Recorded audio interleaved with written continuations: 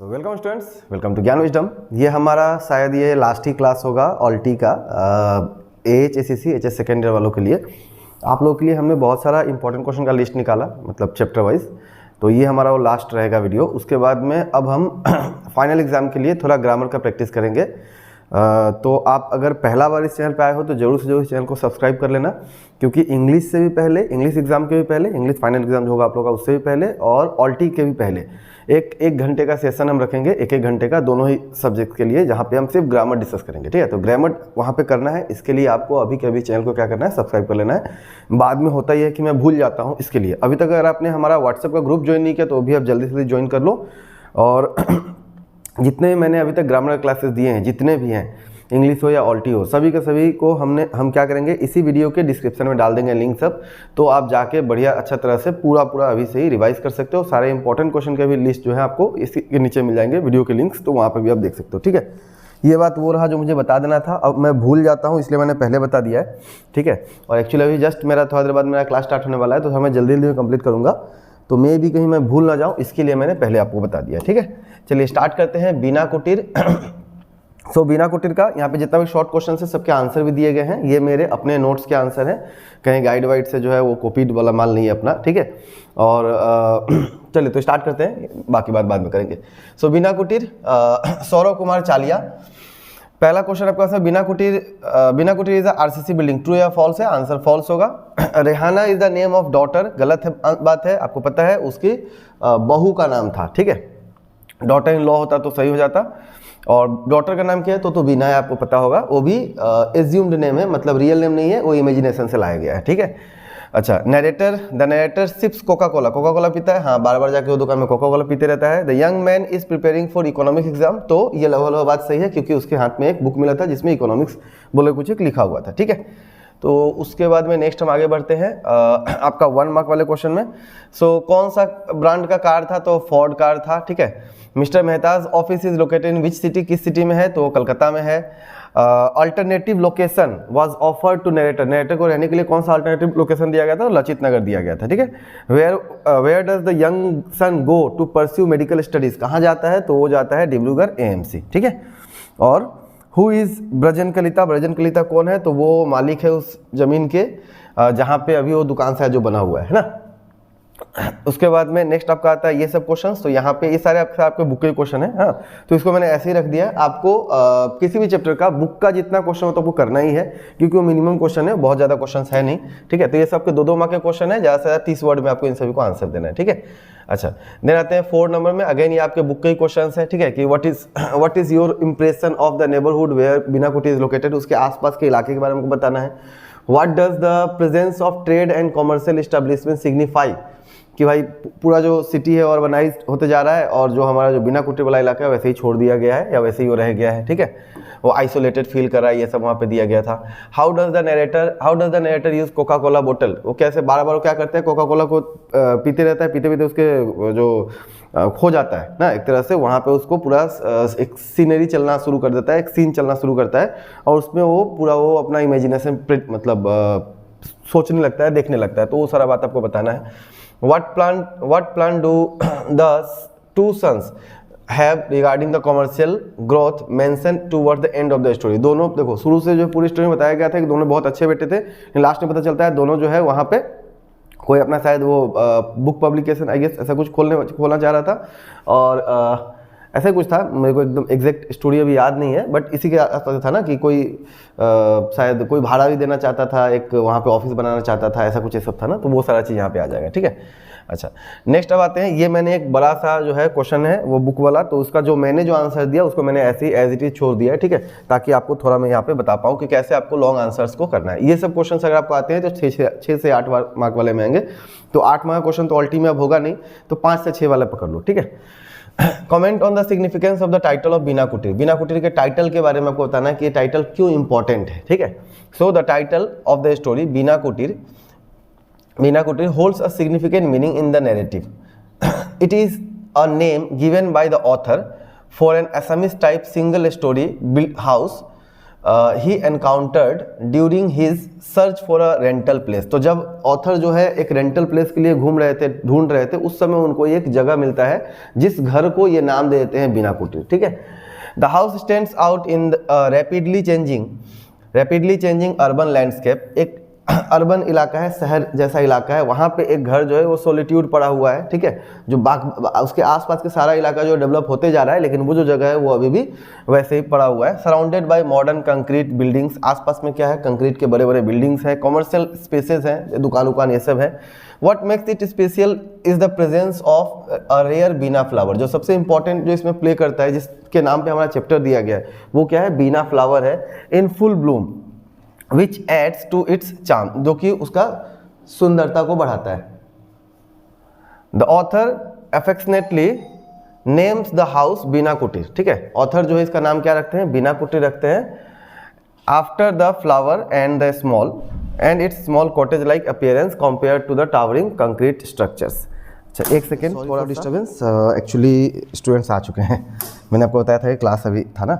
चलो, so the author affectionately names the house Bina Kutir after the flowers and its small cottage landscape like appearance compare to the towering concrete structures. तो पूरे जो इलाका है वो सब टावर जैसा हो गया, लेकिन ये एक छोटा सा घर बन गया है।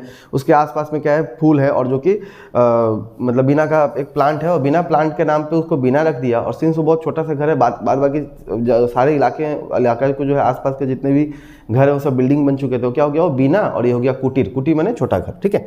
तो इस तरह से उन्होंने उसका नाम दे दिया, ठीक है। The title carry several layers of meaning. इस टाइटल में बहुत सारे मीनिंग हैं। It signifies the contrast between the old values of traditional middle class life and the encroaching force of modernity, commercialism and globalization. The house and its name became a focal point, मतलब focus point, main point for exploring the themes such as generation gap, materialism, love, family, conflict। ये सारे बातों को जो है यहाँ पर रखा गया, ठीक है। कोका कोला बोतल featured in the story serves as the lens through which the narrator's imagination takes a flight. मतलब वो एक तरह से लेंस का काम करता है, या एक तरह का एक जरिया है जहाँ से नरेटर अपने जो भी कहानी है उसका बारे में सोचते हैं, ठीक है। As the narrator sips Coca Cola from nearby kiosk and learns about the house. जैसे ही वो मतलब आसपास के इलाके में जाके और थोड़ा सा कोका कोला पीते हैं, तब उनको जाके जो है क्या होता है, उस घर के बारे में बहुत सारा बात पता चलता है, ठीक है। घर जैसे कि घर के हिस्ट्री के बारे में ही एनविजन्स इट्स पास्ट। उसके बाद में उनको क्या आता है, एक तरह से सोच में या फिर उनके दिमाग में एक कहानी आता है जो उसके पास्ट के बारे में होगा, ठीक है। वो इमेजिन करते हैं। और इसके अलावा वहाँ पे कौन कौन लोग रहते थे। The reflection of the part of the house on the Coca Cola बोतल at the stories imaginary symbolism, ठीक है। और ये जो चीज़ जो है, जो बार बार जो हमें स्टोरी में दिखाया गया है, वो क्या करता है, एक वैल्यू ऐड करता है पूरे कहानी में, ठीक है। ओके, ओवरऑल बीना कुटीर captures the essence of the story, emphasising the house historical and cultural significance in rapidly evolving माने रैपिडली चेंजिंग, ठीक है, अर्बन एनवायरनमेंट। तो ओवरऑल जो है बीना कुटीर हमें क्या बता रहा है कि भाई जो घर का हिस्ट्री कैसा था, हिस्टोरिकल बैकग्राउंड कैसा था, कल्चरल सिग्निफिकेंस कैसा था, कैसे वहाँ पे मतलब पिताजी के लिए लाइब्रेरी बनने का बात चलता है, घर में कौन कौन लोग रहते हैं, किस तरह का वहाँ का जो है मतलब वॉल को ही तो हमारा बताया गया है। तो वो सारा बात जो यहाँ पर रखा जाता है, ठीक है। It symbolises the clash between the traditional and modernity ना, एक मॉडर्निटी होगी आसपास के इलाका और ट्रेडिशन जो उस घर के अंदर चलते रहता है ना। Serves as a touchstone for the narrator's musing on the changing world around him, ठीक है। तो आप एक तरह से इसको आप यहाँ तक लिख सकते हो। ये आपका एक मैंने आंसर दिया है, लॉन्ग आंसर है बट अच्छा है। चलिए यहाँ से फिर अगेन आपका बुक का दूसरा वाला क्वेश्चन है। इसमें मैंने 2 क्वेश्चन कर दिए अपने नोट्स में, तो जो लोग लिए हैं ऑल्टी के नोट्स उनको तो मिल ही जाएगा, ठीक है। अब आगे आते हैं एडिशनल क्वेश्चंस। सो एडिशनल क्वेश्चंस में ये सारे शॉर्ट क्वेश्चंस हैं जो मैंने जस्ट दे दिया है। तो आप चाहते इसका आप स्क्रीनशॉट ले लो, क्योंकि अभी हम इसको डिस्कस नहीं कर पाएंगे।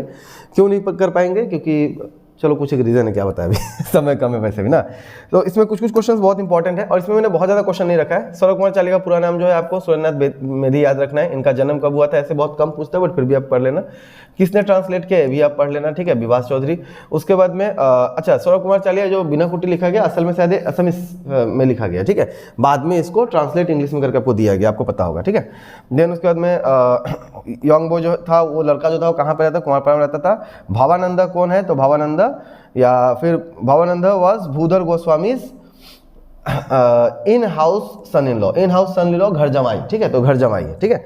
Why is the man name house Bina Kutir, तो ये तो आपको पता चल ही गया होगा क्योंकि वहाँ पे एक फ्लावर का पेड़ था जिसका नाम बीना था, और वो जो इलाका, वो जो घर था वो बाकी सब एरिया से छोटा वाला था, तो इसलिए उसका नाम बीना कुटीर दिया गया है। Where does the name the man finally here rented accommodation, कहाँ पे उसको फाइनली मिलता है रेंटेड एकोमोडेशन के बारे में, लचित नगर के बारे में उसको मिलता है, ठीक है। व्हेन डिड चालिया को साहित्य अकादमी कब मिला है, तो ये आपको इस 1974 में मिला है, ठीक है।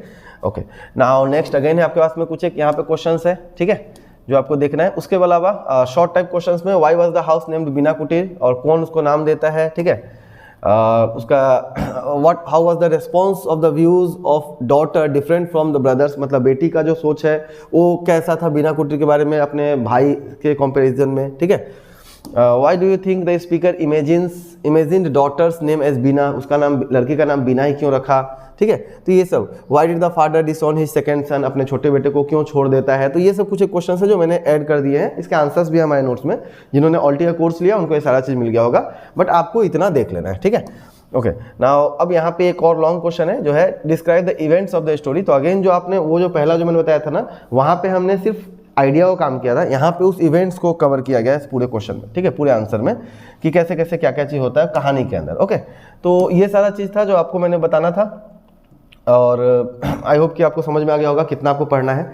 अब खास बात क्या है, देखो ऑल्टी का और इंग्लिश का हमने क्रैश कोर्स लॉन्च किया था, ठीक है, जो कि फ़ी हमने पहले तो थोड़ा ज़्यादा था, बाद में उसको रिड्यूस कर दिया गया, तो जो ओरिजिनल फीस है हमारा वो है 2499, ठीक है, बट अभी आपको अप्रॉक्स 32% डिस्काउंट मिल जाएगा, ठीक है, मतलब कि 1699 में आपको इंग्लिश प्लस ऑल्टी दोनों ही आपको मिल सकते हैं। नीचे में कमेंट मत करना कि सर आप बार बार कोर्स ही बेचने का बात क्यों करते रहते हो, क्योंकि ये सब जितना भी चीज़ चल रहा है उन सभी के लिए कुछ ना कुछ खर्चा तो लगता है, वो कहाँ से आएगा, आप ही लोग से आएगा, है ना। सो 1699 आपके लिए अभी मतलब 1699 1700 में आपको दोनों मिल जाएगा। अगर आपको कोई एक सब्जेक्ट चाहिए तो ऑलमोस्ट इसका हाफ पकड़ लो, ठीक है, इसके हाफ में आपको कोई एक सब्जेक्ट भी मिल सकता है, इंग्लिश हो या ऑल्टी हो। अगर दोनों लेते हो तो अच्छा रहेगा आपके लिए। नाउ अगर कोई ऐसा स्टूडेंट है जो कि इंग्लिश, अकाउंटेंसी और ऑल्टी तीनों लेना चाहता है तो उनके लिए इतना है, खैर जो चाहे तो अप टू 43% तक आपको डिस्काउंट यहाँ पर ऑफर किया जाता है, ठीक है। ये तो हो गया हमारा कोर्स का। और एक और छोटा सा चीज़ जो आप देख लो, हमने 3 सब्जेक्ट का कोर्स लॉन्च किया हुआ है, नोट्स लॉन्च किया हुआ है, तो आप ये देख सकते हो, ठीक है, कि बिजनेस स्टडीज़ का, अकाउंटेंसी का और फाइनेंस का, तीनों का आपको नोट्स मिल जाएगा पर सब्जेक्ट 99 ईच। अगर आप तीनों एक साथ लेते हो तो आपको 10% का डिस्काउंट दे दिया जाएगा, ठीक है। तो ये अगर चाहो तो आप ले सकते हो, ये सब लो या ना लो आपकी मर्जी। अगर आपके पास अच्छा नोट्स है तो आप वो नोट्स को फॉलो करो, लेकिन ग्रुप को जरूर ज्वाइन कर लेना, जो 12 वाला हमारा ग्रुप होगा, प्लस चैनल को जरूर सब्सक्राइब करना ताकि आपको आगे आने वाले सारे वीडियोस मिले। और बहुत इंपॉर्टेंट ये है कि इस वीडियो के नीचे डिस्क्रिप्शन में मैं बहुत सारे वीडियोस का लिंक दे दूंगा, जितने भी थे मेरे पहले के, जितने भी मेरे पहले के वीडियोस हैं सारा आप अगर देख लोगे तो ऑलमोस्ट 30-40% तो आपको वहीं पर कवर हो जाएगा सिलेबस, ठीक है। ग्रामर वाले पार्ट का बात कर रहा हूँ। ओके, सो बाय, मिलते हैं अगले क्लास में। Thank you and best of luck, bye.